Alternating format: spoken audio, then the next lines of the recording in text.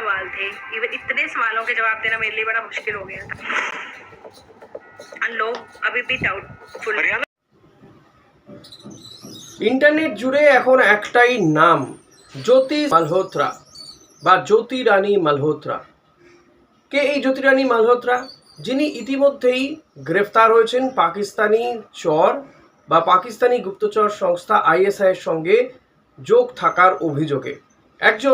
তিনি একজন blogger, travel blog করেন এই জ্যোতি মালহোত্রা। বিভিন্ন জায়গায় তিনি গিয়েছেন পাকিস্তানেও, বারবার গিয়েছেন পাকিস্তানে। 1 মাস গিয়ে সেখানে ছিলেনও নাকি এই জ্যোতি মালহোত্রা। এমনকি এই যে পেহেলগামে যে জঙ্গি হামলা ঘটনা ঘটলো, সেই পেহেলগামেও গিয়েছিলেন। বছরের শুরুতেই জ্যোতি সেখানে ঘুরে এসছেন, ট্রাভেল ব্লগ বানিয়েছেন ওই বৈসারন সহ আশপাশের এলাকা নিয়ে। সেই জ্যোতি মালহোত্রা তিনি কিন্তু আমাদের রাজ্যে, আমাদের কলকাতাতেও এসেছেন, গিয়েছেন হাওড়া স্টেশনে, গিয়েছেন ব্যারাকপুরে, এমনকি দাদা বৌদির বিরিয়ানি খেয়েছেন এই জ্যোতি মালহোত্রা। ব্যারাকপুর চত্বরও ঘুরে দেখেছেন। সেখানে একাধিক কিন্তু এই ধরনের অর্থাৎ কোথাও গিয়ে এয়ারফোর্সের অফিস বা ব্যারাক, সেনা ব্যারাক এই সমস্ত রয়েছে। সেই সমস্ত কিছু কি জ্যোতি মালহোত্রা তার মোবাইলে বা ক্যামেরাবন্দি করেছেন? সবই কি তিনি পাঠিয়ে দিয়েছেন পাকিস্তানে? তাহলে কি এবার জম্মু কাশ্মীরে বা কাশ্মীরে পেহেলগামে হামলার পরে কলকাতাতে বা কলকাতার আশপাশে এমন কিছু ঘটনা ঘটতে পারে? এমনিতেই বিরোধীরা বলে থাকেন যে কলকাতা বা এ রাজ্যে জঙ্গিদের আনাগোনা লেগেই থাকে। কয়েকজন জঙ্গিকে তো গ্রেপ্তারও করা হয়েছে, কিংবা খাগড়াগড় বিস্ফোরণ আপনাদের নিশ্চয়ই স্মৃতিতে রয়েছে। কিন্তু এই যে জ্যোতি মালহোত্রা, তার সম্পর্কে খতিয়ে দেখতে গেলে দেখা যাচ্ছে যে তিনি এলাহি জীবনযাপন করতেন, লাস্যময়ী রমণী। আর সেই লাস্যময়ী সুন্দরী রমণীর আড়ালেই কিনা পাকিস্তানি চর একজন। ইতিমধ্যেই এই জ্যোতি মালহোত্রার পাশাপাশি বিভিন্ন রাজ্য থেকে প্রায় 12 জনকে এই পাকিস্তানি চর হিসেবে কাজ করার সন্দেহে গ্রেফতার করা হয়েছে। তারা বিভিন্ন পেশার সঙ্গে যুক্ত। সবাই যে ব্লগ করে, ইউটিউব করে এমনটা নয়, কিন্তু এই জ্যোতি মালহোত্রার মতন মানুষজন, তারা কিন্তু এই যে যারা ইউটিউবার, যারা ব্লগার, তাদেরকে নিয়ে একটা কোথাও গিয়ে প্রশ্ন তুলে দিলেন। এই ট্রাভেল ব্লগের আড়ালে বিভিন্ন দেশেই বা ট্রাভেল ব্লগের আড়ালে কি তাহলে বহু ব্লগার এইরকম কাজ করছেন? আদবে কি তাই?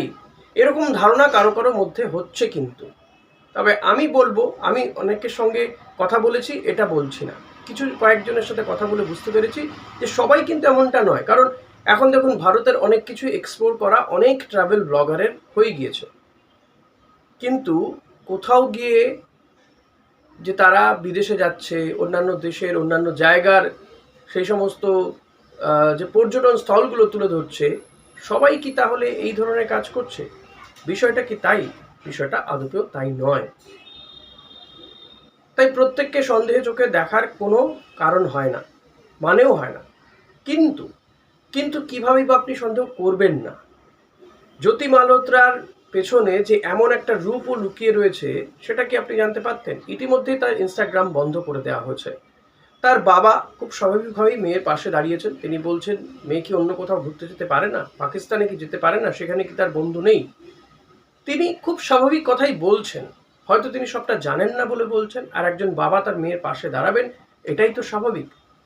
জ্যোতি মালহোত্রার মোবাইল থেকে শুরু করে তার যে গেজেট, সমস্ত কিছু কিন্তু বাজেয়াপ্ত করা হচ্ছে। খতিয়ে দেখা হচ্ছে যে কোন কোন তথ্য তিনি দিয়েছিলেন পাকিস্তানে জঙ্গিদেরকে বা সেখানকার গুপ্তচর সংস্থা আইএসআইকে।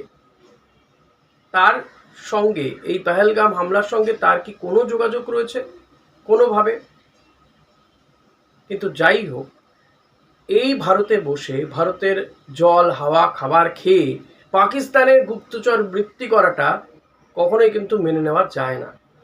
এবং অনেকেই তো অনেক সময় ধর্ম নিয়ে অনেক কথা বলেন, কিন্তু জ্যোতি মালহোত্রার ধর্ম কি? তাই এইসবের কিন্তু কোনো ধর্ম হয় না, সেটা আবার একবার প্রমাণিত হয়ে গেল।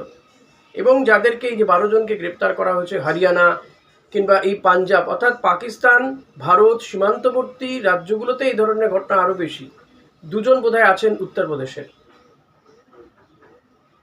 তো সংশ্লিষ্ট রাজ্যের সরকারদেরও দায়িত্ব রয়েছে কিছু।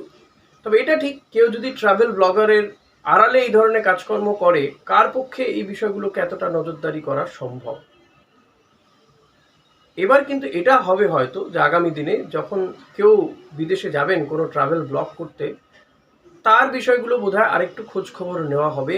কার মাধ্যমে, কিসের মাধ্যমে তারা যাচ্ছেন, কি করতে চাইছেন, তারা কি করছেন, বা এই ট্রাভেল ব্লগগুলোর ওপরে কি আদপে এবার থেকে কেন্দ্রের একটা কড়া নজরদারিও থাকবে? এটাতে আপনাদের কি মনে হয় সেটা অতি অবশ্যই জানাতে ভুলবেন না। ভিডিওটা ভালো লাগলে লাইক, কমেন্ট, শেয়ার করবেন, সাবস্ক্রাইব করে নেবেন চ্যানেলটি। Thank you.